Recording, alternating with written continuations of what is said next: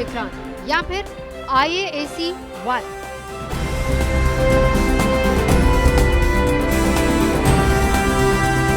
जो चाहे कह लीजिए, लेकिन बीच समंदर की इसकी बादशाहत देखनी हो तो जरा इन तस्वीरों पर भी निगाह डालिए।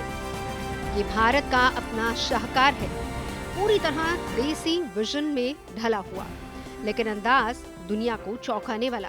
हिंदुस्तान की समुद्री सरहदों की हिफाजत का एक ऐसा अचूक योद्धा जिसे देखने के बाद दुश्मन भी दांतों तले उंगलियां दबा ले।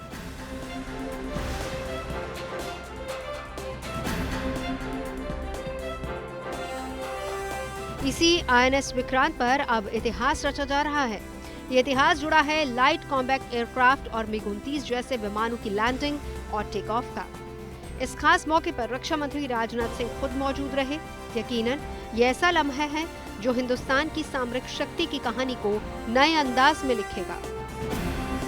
पूरी तरह से स्वदेशी एयरक्राफ्ट कैरियर है INS विक्रांत। वो अब पूरी तरह से कॉम्बैट रेडी हो चुका है। LCA नेवी की जहां तक बात हो, वो नेवी में कॉम्बैट यानी कि लड़ाई के लिए इस्तेमाल नहीं किया जाएगा, लेकिन चाहे एक्सरसाइजेज हो या ड्रिल्स हो या ट्रेनिंग हो, उसमें LCA नेवी एक अहम भूमिका निभाएगा। और MiG-29K जो कि काफ़ी दशकों से भारतीय नौसेना को सर्व कर रहा है, इसको भी हल्के हल्के फेज आउट किया जाएगा और MiG-29K की जगह फिलहाल 26 विदेशी फाइटर एयरक्राफ्ट आएंगे, लेकिन 2026-2027 तक स्वदेशी फाइटर एयरक्राफ्ट का पहला प्रोटोटाइप तैयार हो जाएगा।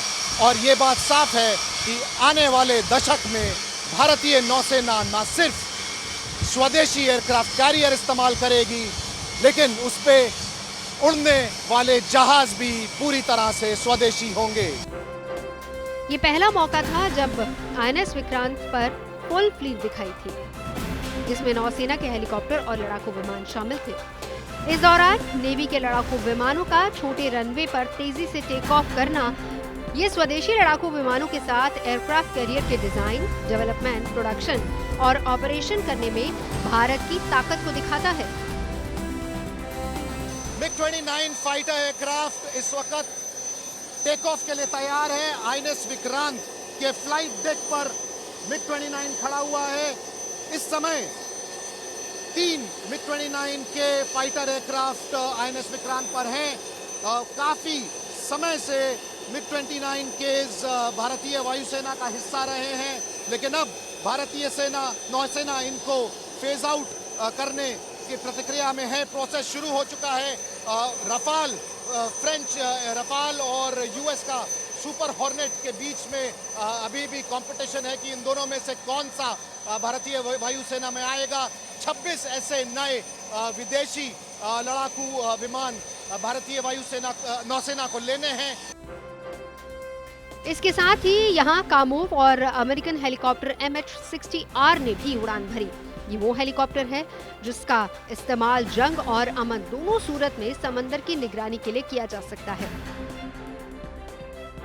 फ्लाइंग ट्रायल की शुरुआत बीते साल नवंबर महीने में हुई, जो मई 2023 तक चलेगी। इस मौके पर नौसेना प्रमुख एडमिरल R हरिकुमार ने बताया कि ये एक ऐतिहासिक मौका है, क्योंकि यहाँ पर नेवी कमांडरों की बैठक भी INS विक्रांत पर हुई। हालांकि उन्होंने कहा कि नौसेना के बेड़े में फाइटर जेट की संख्या बढ़ाने पर हम तेजी से काम कर रहे हैं। The expectation is that by 2026-27 तक ये प्रोटोटाइप will start flying.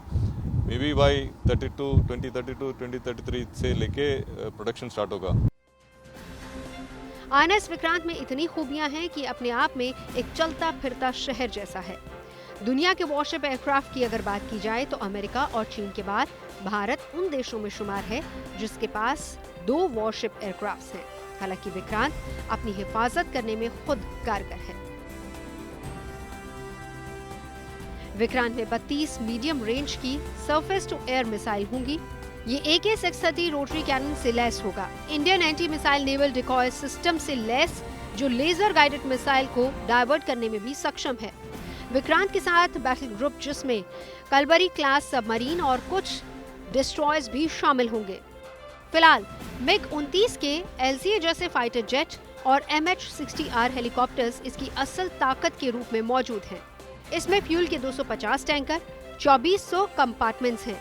इस पर एक बार में 1600 क्रू मेंबर्स और 30 विमान तैनात हो सकते हैं। 45,000 टन वजनी INS विक्रांत भारत में बना सबसे बड़ा वॉरशिप है। यह INS विक्रमादित्य के बाद देश का दूसरा एयरक्राफ्ट कैरियर है। विक्रमादित्य को रूसी प्लेटफॉर्म पर तैयार किया गया था। इस साल के अंत तक INS विक्रांत जंग के लिए पूरी तरह से तैयार हो जाएगा।